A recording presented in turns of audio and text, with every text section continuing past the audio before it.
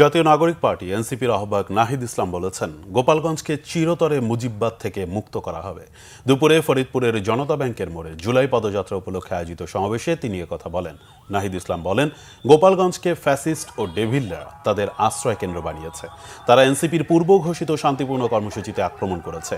এ ঘটনার বিচার না হলে সারা দেশ থেকে লং মার্চ ঘোষণা করা হবে বলেও জানান নাহিদ ইসলাম। এনসিপি নেতারা বলেন, জুলাই পদযাত্রা থেমে থাকবে না। সারা দেশে পদযাত্রা শেষ করে ৩ আগস্ট কেন্দ্রীয় শহীদ মিনারে ঘোষণা করা হবে জুলাই সনদ।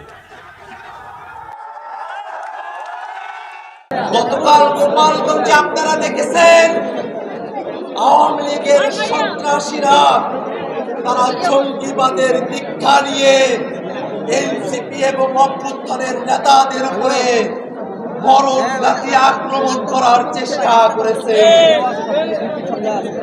তারা আগ্রাস্ত হয়ে আমাদের উপরে গুলি বর্ষণ করেছে, কিন্তু গোপালগঞ্জের মাটিতে মুজিববাদ মুর্দাবাদের স্লোগানকে তারা দমিয়ে রাখতে পারে না।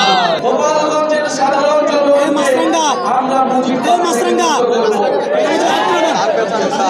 গোপালগঞ্জের সাধারণ মানুষের পাশে আমরা আছি। আমরা আহ্বান জানাতে চাই সরকারের কাছে, গোপালগঞ্জের কোনো একজন সাধারণ মানুষকে যাতে হেনস্থা না করা হয়।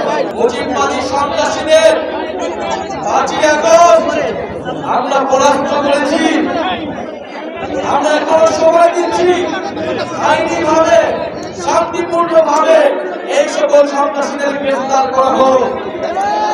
আর না হলে আমরা অবিলম্বে গোপালগঞ্জে মার্চ করব।